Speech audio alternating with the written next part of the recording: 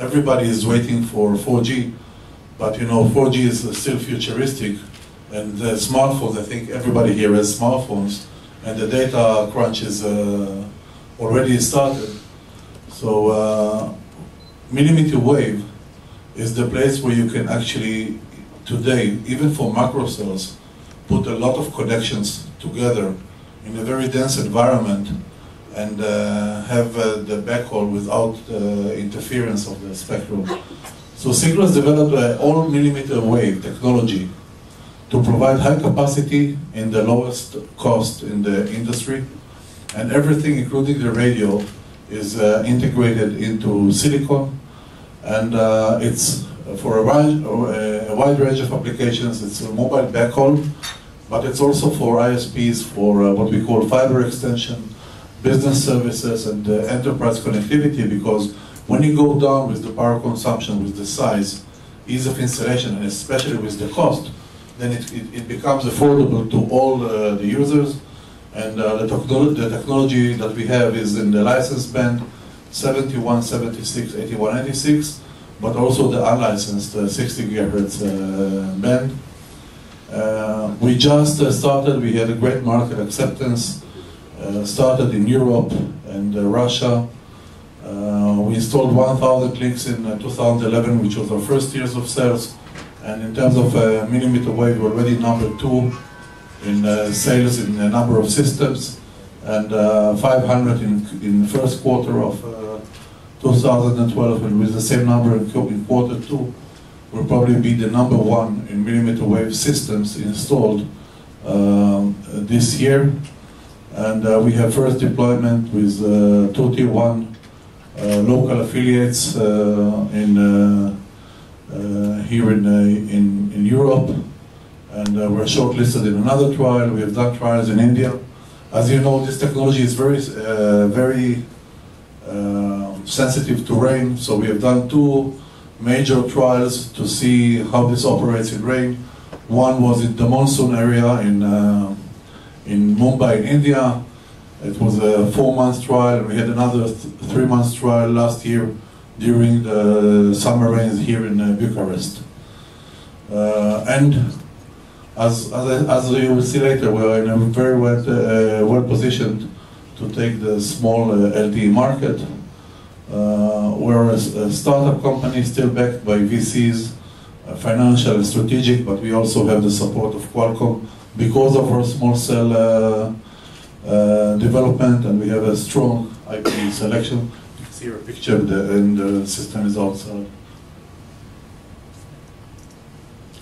So I think we can skip that. I think that all my predecessors told.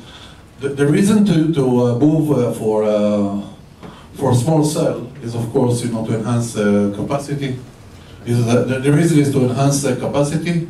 So actually, when you take a smaller cell, first of all, you're closer to the radio, so your modulation is higher, and you get more capacity, and then the number of users in the same cell is lower. So you have higher data rate, and you divide it to a lower number of users. So this is the way to increase the capacity. And when we look at the end game of having a full overlay of small cells, it will not happen in a year or 2. It will happen in 3, 4, maybe 5 years ahead. It's a huge investment, and we don't know if all the operators are still, have the resource to invest in all this.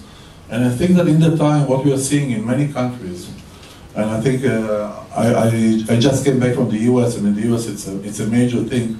Every local ISP, everybody is now putting his own network in a way that he knows that at some point he will be able to sell capacity, whether it's offload capacity with Wi-Fi or just backhaul to the operators, because the operators will not be able to sustain the capacity of the network by themselves. So you see all the cable providers in the US, Comcast, Time Warner, Cox are providing capacity to Verizon and AT&T, and then later you see also the small cell ISPs in their turn providing capacity to Comcast and to others to enhance this network. And of course, when we talk about small cell, then Wi-Fi is also part of that small cell. So I think that what are the requirements for a small cell was already mentioned. Just, it's something that has to be, being able to be deployed on street level. It's utility poles, traffic lights, and building walls.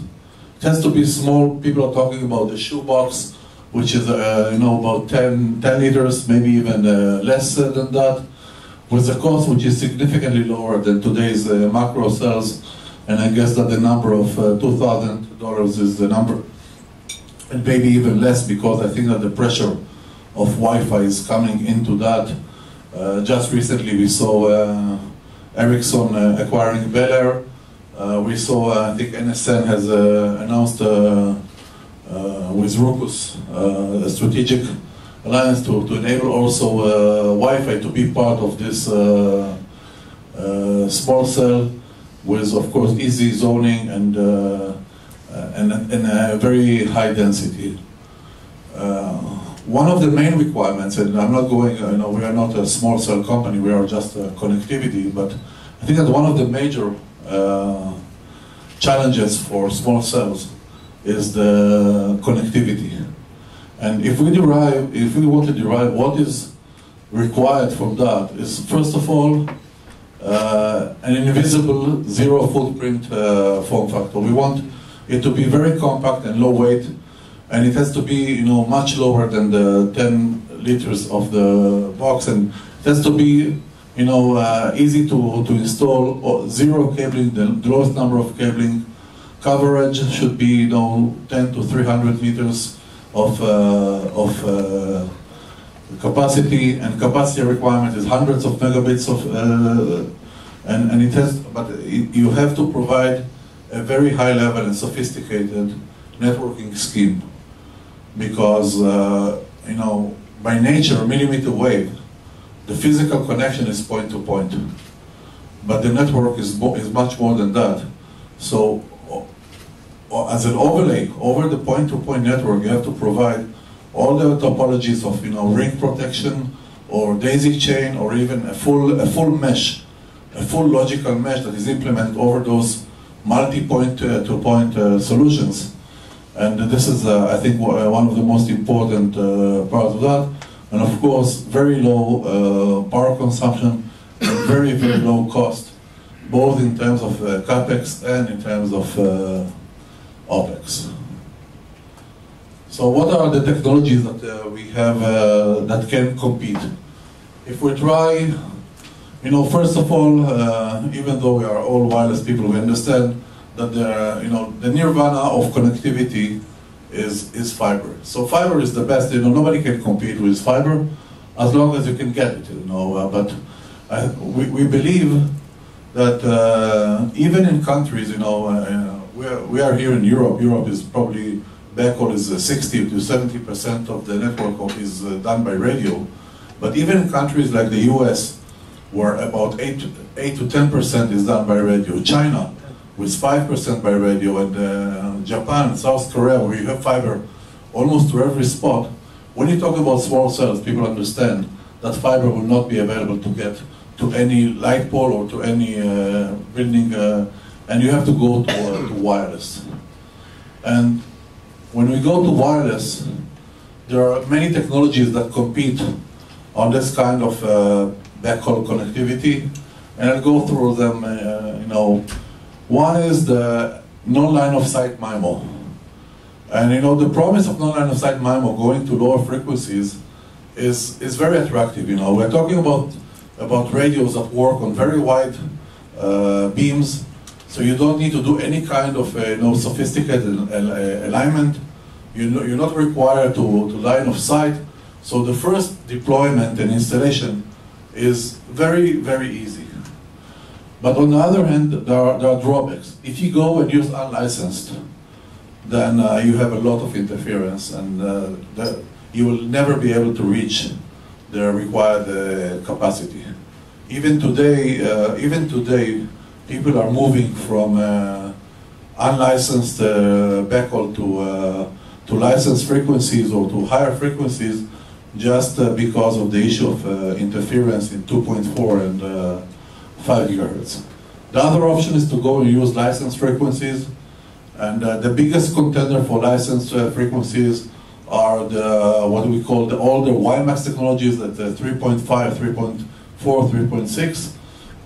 Looking at them as if they are like low-cost spectrum, because if you try to get spectrum at 2.1 or 2.5 gigahertz, it's extremely expensive, and nobody will use that spectrum for backhaul, because the whole issue about small cells is to use the spectrum for access, to provide access to the smartphones. So it doesn't make sense to take out of that spectrum something and to get it into the backhaul. Now when you go to line of sight, we can use a microwave, but you know, even today microwave is already congested. And you have an issue of interference, you don't have enough spectrum, the equipment is too big. And now the other option is millimeter wave. The best option that operators like is E-band, because E-band is licensed. But then, from regulation point of view, there is a requirement for a minimum gain, so that requires like big antennas, and that will impact the form factor and the size of the solution and the end also the cost. So we are actually left with 60 gigahertz unlicensed, and up to 3 years ago, people would be reluctant, operators would be reluctant to use 60 gigahertz because it's unlicensed. I think that we say that the need is, or the necessity is the father of inventions, or in this case, the father of acceptance. One of the issues of non-line of sight backhaul is, in order to cope with interference, the solutions that exist today are a little bit, I would say, big compared to what can be achieved in millimeter wave. And the technology is not yet in place. The solutions that are tried today for non-line of sight are 3x3 or 4x4 MIMO, and people understand that if they want to have even insufficient capacity, such as 80 meg per connections, they need to go to 10x10 or high orders, which are not yet, the building blocks of the chipsets that can support that are just now being developed. So it's a long cycle of development. On the other hand, the 60 gigahertz seems to be ideal because of the issues that you can make it small, you can make it low power. It has a huge spectrum range. In the case of Siklu coming from E-band, which provides also the backhaul connectivity for last mile or for the macro cells, it has the same software architecture and same features, so it's a seamless move to the same concepts of software. I think that the biggest issue here is the requirement for line of sight and precise alignment, and we know that this cannot be a 100% solution, because you don't have line of sight in every place. So actually what we see as the end game, and even though we don't own the whole solution, is we see what we call a hybrid deployment, where actually the millimeter wave provide the healthy backbone, because every part of the millimeter wave connectivity provides you a full 1 gigabit of uncompromised capacity. And in the places where you don't have the line of sight, you can actually put, like here, the non-line of sight solutions. And here, actually, if you deploy it this way, you can work non-line of sight even at unlicensed frequencies with the lower cost solutions, because if you limit the non-line of sight connections to a low percentage of your network, then you also reduce dramatically the number of interference points, and then the actual capacity of those solutions goes dramatically up, and you get a very balanced network.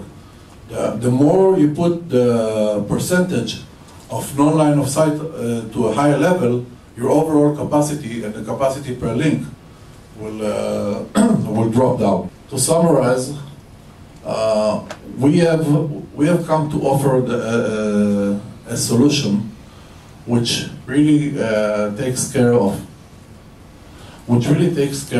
the one of the main issues of small cells, which is the connectivity, being made on or based on a silicon integration technology. You know, we have a single chip solution that works at 60 and 70 gigahertz. We enable really the lowest cost the industry can enable, but also it's built for high volume. If you open up this box, what you will see inside looks actually like a Wi-Fi router.